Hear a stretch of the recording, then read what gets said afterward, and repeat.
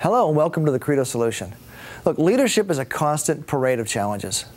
And the leaders who are best equipped to handle those challenges are the ones who are willing to begin the process by looking in the mirror and asking themselves, what have I done to contribute to this, or is there something I can change about myself that will change this? So to help you with that process, I'm going to give you some examples of things that when they exist in a company, always point back to leadership. So if these things are happening in your company, then I can answer that question in the mirror for you. Yes, it is your fault, and it is something you're going to have to change about yourself. First thing we want to look at is high employee turnover.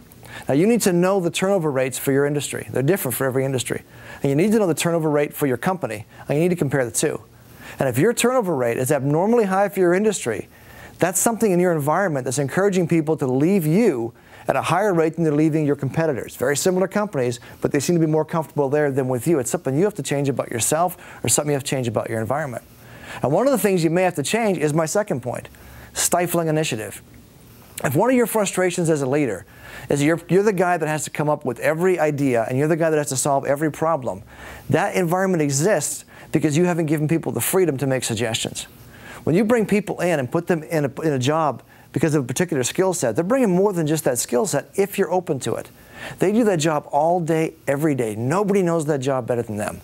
That means they have ideas, they have suggestions. If they're not giving them, you haven't allowed them to do that. Try this. When they come to you with a problem, rather than immediately injecting a solution in, which you've probably already got ideas on how to fix the problem, back off for a second and ask a question.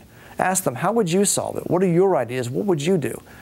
And what you're going to get is some ideas that are different than yours. And of course, you'll probably think they're not as good as yours.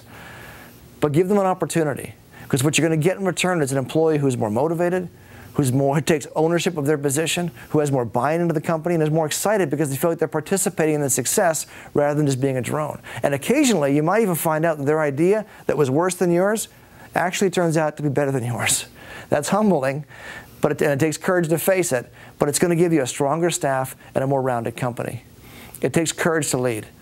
I encourage you to take a look at our membership portion of our website and watch our session on courageous leadership. It's going to help you face challenges like this and build a stronger company.